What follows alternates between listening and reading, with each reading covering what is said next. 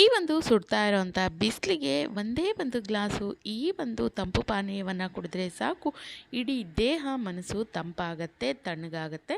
ಇನ್ನು ಹೆಚ್ಚುತ್ತಿರುವಂಥ ಸೆಕೆ, ಉರಿ ಬಿಸಿಲು ನಿಮಗೆ ಕಡಿಮೆ ಆಗುತ್ತೆ, ಜೊತೆಗೆ ಒಂದೊಳ್ಳೆ ರಿಫ್ರೆಶ್ಮೆಂಟನ್ನು ನೀಡುತ್ತೆ ಇವತ್ತಿನ ಈ ಒಂದು ತಂಪು ಪಾನೀಯ. ಇದನ್ನು ನೀವು ಸ್ಟೋರ್ ಕೂಡ ಮಾಡ್ಕೊಳ್ಬೋದು, ಎಷ್ಟು ದಿನಗಳವರೆಗೆ ಆದರೂ ಬಳಸ್ಕೊಳ್ಬೋದು. ಒಮ್ಮೆ ಮಾಡಿಟ್ಕೊಂಡ್ಬಿಟ್ರೆ ನಿಮಿಷಗಳಲ್ಲಿ ನಿಮ್ಮ ತಂಪು ಪಾನೀಯ ರೆಡಿ ಆಗುತ್ತೆ. ಹಾಗಾದರೆ ಈ ಒಂದು ಸಮ್ಮರ್ಗೆ ಬೆಸ್ಟ್ ಆಗಿರುವಂಥ ಒಂದು ಒಳ್ಳೆ ಡ್ರಿಂಕನ್ನು ಯಾವ ರೀತಿ ರೆಡಿ ಮಾಡ್ಕೊಳ್ಳೋದು ಅಂತ ನೋಡ್ಕೊಳ್ಳೋಣ. ಇದನ್ನು ಮಾಡ್ಕೊಳ್ಳೋದು ತುಂಬ ಸಿಂಪಲ್ಲು. ಇದಕ್ಕೆ ಮುಖ್ಯವಾಗಿ ಬೇಕಾಗಿರುವಂಥ ಪದಾರ್ಥ ಸೋಂಪು. ಹೌದು ಸ್ನೇಹಿತರೆ, ತುಂಬ ತಂಪಿನ ಗುಣವನ್ನು ಒಳಗೊಂಡಿದೆ. ಅದರಲ್ಲೂ ಈ ಒಂದು ಬೇಸಿಗೆನಲ್ಲಿ ಆಗುವಂಥ ಹೀಟು, ದೇಹದ ಉಷ್ಣತೆಯನ್ನು ಕಡಿಮೆ ಮಾಡಿ ದೇಹವನ್ನು ತಂಪಾಗಿ ಇರಿಸೋದಕ್ಕೆ ಇದು ಬೆಸ್ಟ್ ಆಗಿರುವಂಥ ಒಂದು ಪದಾರ್ಥ. ನಾನಿಲ್ಲಿ 1 ಕಪ್ ಆಗುವಷ್ಟು ಸೋಂಪನ್ನು ತೊಗೊಂಡಿದ್ದೀನಿ. ಇನ್ನು ತಿಂದಂಥ ಆಹಾರ ಸರಿಯಾಗಿ ಜೀರ್ಣ ಆಗ್ತಾ ಇದೆ, ಹೊಟ್ಟೆ ಉಬ್ಬರ ಈ ರೀತಿ ಆಗ್ತಾ ಇದ್ದರೆ ಕಡಿಮೆ ಮಾಡ್ಕೊಳ್ಳೋದಕ್ಕೆ ಹೆಲ್ಪ್ ಆಗುತ್ತೆ. ಜೊತೆಗೆ ಗ್ಯಾಸ್ಟ್ರಿಕ್ ಆಸಿಡಿಟಿ ಕೂಡ ಕಡಿಮೆ ಮಾಡ್ಕೊಳ್ಳೋದಕ್ಕೆ ಈ ಒಂದು ಸೋಂಪು ತುಂಬಾ ಹೆಲ್ಪ್ ಮಾಡುತ್ತೆ. ನಾನಿಲ್ಲಿ ಅದನ್ನು ಸ್ವಲ್ಪ ಬಿಸಿ ಮಾಡ್ಕೊಳ್ತಾ ಇದ್ದೀನಿ. ಹಾಗಾಗಿ ಒಂದು ಪ್ಯಾನಿಗೆ ಹಾಕ್ಕೊಂಡು ಒಂದು 5ರಿಂದ 6 ಅದ್ರ ಜೊತೆಗೇ ಒಂದೊಳ್ಳೆ ಫ್ಲೇವರ್ ಬರಲಿಕ್ಕೆ ಅಂಥೇಳಿ ಏಲಕ್ಕಿ ಕೂಡ ಹಾಕ್ಕೊಳ್ತಾ ಇದ್ದೀನಿ. ಇದನ್ನು ತುಂಬ ಹುರಿಯೋವಂಥ ಅವಶ್ಯಕತೆ ಇಲ್ಲ, ಒಂದೊಳ್ಳೆ ಘಮ ಬರಬೇಕು. ಜೊತೆಗೆ ಅದು ಸ್ವಲ್ಪ ಮೆತ್ತಗೆ ಏನಿರುತ್ತೆ ಅದು ಗರ್ಗರಿ ಆಗಬೇಕು ಅಷ್ಟೇ. ಇಲ್ಲಾಂದರೆ ತುಂಬ ಫ್ರೆಶ್ ಆಗಿದೆ ಅಂದರೆ ಹಾಗೆ ಕೂಡ ಬಳಸ್ಕೊಳ್ಬೋದು.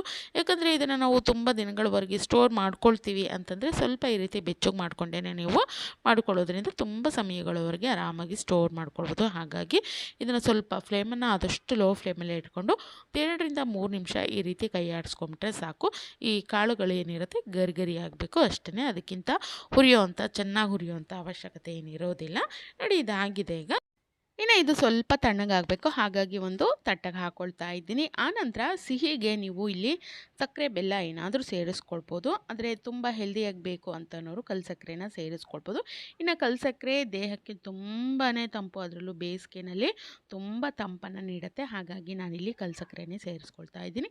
ಇನ್ನು ಇದರಲ್ಲಿ ಬಿಳಿ ಸಿಗುತ್ತೆ, ಕೆಂಪು ಸಿಗುತ್ತೆ, ಯಾವ ಸಿಗುತ್ತೋ ಅದನ್ನು ಸೇರಿಸ್ಕೊಳ್ಬೋದು. ನಾನಿಲ್ಲಿ ಬಿಳಿ ಕಲ್ಸಕ್ಕರೆನ ಸೇರಿಸ್ಕೊಳ್ತಾ ಇದ್ದೀನಿ. ಇನ್ನು ನಾವು ಸೋಂಪನ್ನು ಎಷ್ಟು ತೊಗೊಂಡಿದ್ದೀವೋ ಅದರ ಒಂದು 2 ಭಾಗದಷ್ಟು, ಅಂದರೆ 1 ಕಪ್ಪಿಗೆ 2 ಕಪ್ಪಷ್ಟು ನೀವು ಇಲ್ಲಿ ಕಲ್ಸಕ್ಕರೆನ ಸೇರಿಸ್ಕೊಳ್ಬೋದು. ಅಥವಾ ಸ್ವಲ್ಪ ಸಿಹಿ ಜಾಸ್ತಿನೇ ಬೇಕು ಅನ್ನೋರು 2.5 ಕಪ್ಪು ಅಥವಾ 3 ಕಪ್ಪಷ್ಟು ಕೂಡ ನೀವು ಸೇರಿಸ್ಕೊಳ್ಬೋದು. ನಿಮ್ಮ ಸಿಹಿಗೆ ಅನುಸಾರವಾಗಿ ಸೇರಿಸ್ಕೊಳ್ಳಿ. ನಾನಿಲ್ಲಿ 2 ಕಪ್ಪಷ್ಟು ಸೇರಿಸ್ಕೊಂಡಿದ್ದೀನಿ. ಆನಂತರ ಇದನ್ನು ಮಿಕ್ಸಿ ಜಾರಿಗೆ ಹಾಕ್ಕೊಂಡು ಒಂದು 7ರಿಂದ 8 ಕಾಳುಮೆಣಸನ್ನು ಹಾಕ್ಕೊಳ್ತಾ ಇದ್ದೀನಿ. ಇದರಿಂದ ಕೂಡ ರುಚಿ ತುಂಬಾ ಚೆನ್ನಾಗಿರುತ್ತೆ ನಮ್ಮ ಈ ಒಂದು ಎನರ್ಜಿ ಡ್ರಿಂಕಿಂದು ಅಥವಾ ಒಂದು ತಂಪು ಪಾನೀಯದ್ದು ಅಂತಲೇ ಹೇಳ್ಬೋದು. ಆನಂತರ ಇದನ್ನು ನೀವು ಎಷ್ಟು ಸಾಧ್ಯನೋ ಅಷ್ಟು ಸಣ್ಣಗೆ ಇದನ್ನು ಪೌಡರ್ ರೀತಿ ಮಾಡ್ಕೊಳ್ಬೇಕು. ಇದರಿಂದ ನಾವು ಇದನ್ನು ಏನು ತಂಪು ಪಾನೀಯ ಮಾಡ್ಕೊಳ್ತೀವಲ್ಲ ಆಗ ಬಾಯಿನಲ್ಲಿ ಇದು ಸಿಗೋದಿಲ್ಲ. ಹಾಗಾಗಿ ಚೆನ್ನಾಗಿ ಆದಷ್ಟು ಸಣ್ಣಗೆ ಇದನ್ನು ಪೌಡರ್ ಮಾಡ್ಕೊಳ್ಬೇಕು. ಇನ್ನು ಈ ರೀತಿ ಮಾಡ್ಕೊಳ್ಳೋದ್ರಿಂದ ನೀವು ಇದನ್ನು 3 ಅಲ್ಲ 6 ತಿಂಗಳು ಆರಾಮಾಗಿ ಸ್ಟೋರ್ ಮಾಡ್ಕೊಳ್ಬೋದು. ಇನ್ನು ನೀವು ಜಾಸ್ತಿ ಪ್ರಮಾಣದಲ್ಲಿ ಮಾಡ್ಕೊಂಡಿದ್ದೀವಿ ಅಂದರೆ ಇಡೀ ಬೇಸಿಗೆಲ್ಲ ಆರಾಮಾಗಿ ಒಂದು ಪೌಡರಿಂದ ಒಳ್ಳೆ ಡ್ರಿಂಕನ್ನು ನೀವು ರೆಡಿ ಮಾಡಿಕೊಂಡು ಒಂದು 2-3 ನಿಮಿಷದಲ್ಲೇ ಒಂದು ಒಳ್ಳೆ ಹೆಲ್ದಿ ಡ್ರಿಂಕು, ಅದರಲ್ಲೂ ದೇಹವನ್ನು ತಂಪಾಗಿಸುವಂಥ ಒಂದು ಡ್ರಿಂಕನ್ನು ಮನೆಯಲ್ಲೇ ಆರಾಮಾಗಿ ರೆಡಿ ಮಾಡ್ಕೊಳ್ಬೋದು. ಇನ್ನೇನು ಹೊರಗಡೆ ಹೋಗಿ ಬಂದಿದ್ದೀವಿ, ನಮಗೆ ತಣ್ಣಗೆ ಏನಾದರೂ ಕುಡಿಬೇಕು ಅಂದಾಗ, ಜೊತೆಗೆ ಒಂದೊಳ್ಳೆ ಎನರ್ಜಿ ಕೂಡ ದೇಹಕ್ಕೆ ಬರಬೇಕು ಅಂದರೆ ಈ ಒಂದು ಪೌಡರ್ ಇದ್ದರೆ ಸಾಕು, ಆರಾಮಾಗಿ ನೀವು ಮಾಡಿಕೊಂಡು ಕುಡಿಬೋದು. ಜೊತೆಗೆ ದೇಹವನ್ನು ತುಂಬಾ ತಂಪಾಗಿ ಇಡಿಸ್ಲಿಕ್ಕೆ ಇದು ತುಂಬಾ ಹೆಲ್ಪ್ ಆಗುತ್ತೆ.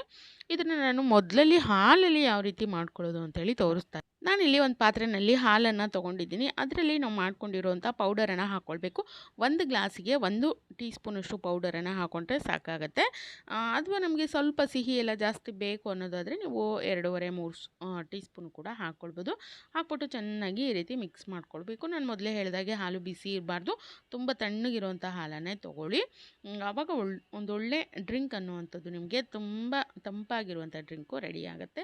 ಹಾಲಿನ ಬಣ್ಣವನ್ನು ನೀವು ನೋಡ್ಬೋದು, ನಮ್ಮ ಸೋಂಪಿನ ಬಣ್ಣ ಎಷ್ಟು ಚೆನ್ನಾಗಿ ಬಿಟ್ಕೊಂಡಿದೆ ಅಂತೇಳಿ. ಆನಂತರ ನಾನಿಲ್ಲಿ ಒಂದು 10 ನಿಮಿಷಗಳ ಮೊದಲು ಈ ಒಂದು ಕಸ್ತೂರಿ ಬೀಜನ ನೆನೆಸ್ಕೊಂಡಿದ್ದೆ, ಅದನ್ನು ಕೂಡ ಹಾಕ್ಕೊಳ್ತಾ ಇದ್ದೀನಿ.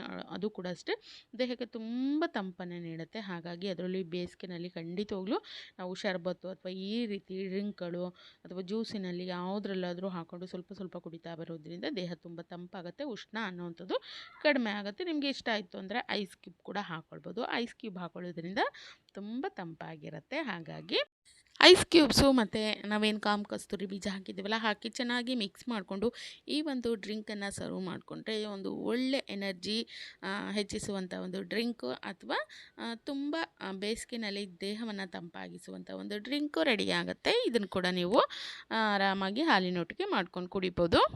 ಇನ್ನು ಕೆಲವೊಬ್ಬರಿಗೆ ಹಾಲು ಇಷ್ಟ ಆಗೋದಿಲ್ಲ ಅಂಥವ್ರು ಈ ಒಂದು ಪೌಡರನ್ನು ಬಳಸ್ಕೊಂಡು ನೀರಿನೊಟ್ಟಿಗೂ ಕೂಡ ಇದನ್ನು ರೆಡಿ ಮಾಡ್ಕೊಳ್ಬೋದು.